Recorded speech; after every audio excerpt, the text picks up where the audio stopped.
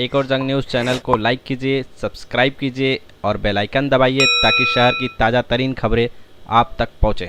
एक और जंग, सच्चाई के लिए हमेशा तत्पर। एक और जंग न्यूज़ चैनल में मैं आकाश अटकर आप सभी का स्वागत करता हूं। दूसरे दौर का टीकाकरण हो गया है और केंद्र में महाराष्ट्र के 2 मंत्री हैं, जिसमें रेलवे राज्य मंत्री राव साहेब दानवे आ गए हैं।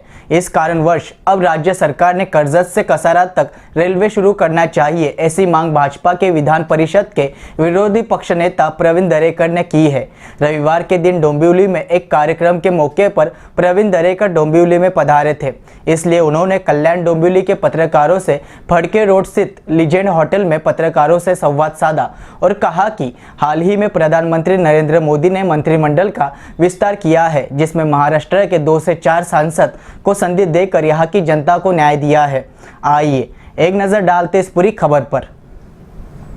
मुंबई, ठाणे, सिंधुदुर्ग, रत्नागिरी, पालघर, कल्याण डोंबिवली का सर्वांगीण विकास होगा, ऐसा दावा दरेकर ने किया है।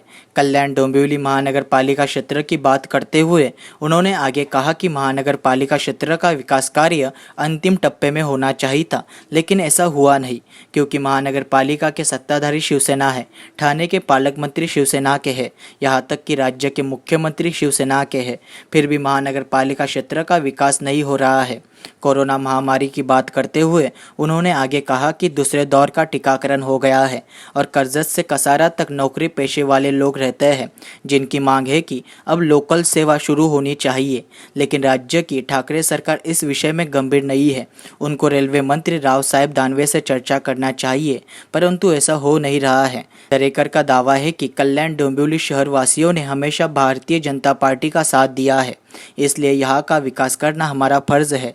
इसके लिए भाजपा को राज्य सरकार के खिलाफ आंदोलन करना पड़े तो पीछे नहीं हटेंगे। या संदर्भात मी राज्याच्या मुख्यमंत्र्यांकडे मागणी करणार आहे, रेल्वे मंत्र्यांशी बोलेन आणि जर या ठिकाणी योग्य वेळेत निर्णय घेतला नाही आणि प्रखर आंदोलन त्या ठिकाणी करावं लागलं तरी भारतीय जनता पार्टी त्या ठिकाणी प्रखर आंदोलन करेल। उद्या रेल रोको करावा लागला तरी भारतीय जनता पार्टी मागे पुढे पाहणार नाही।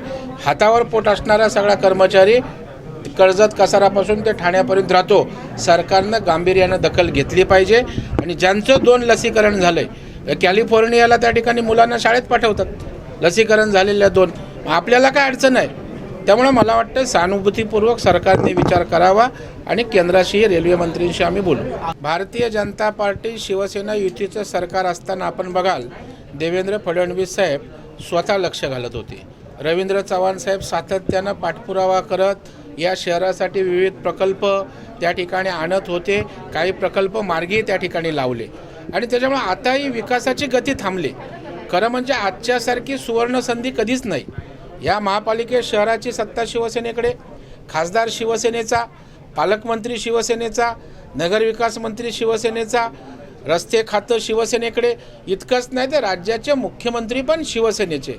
आणि आता जर विकास झाला नाही तर या ठिकाणी कधी ज्या डोंबिवलीकरांनी भरभरून दिलं त्यांची कधी सेवा करणार?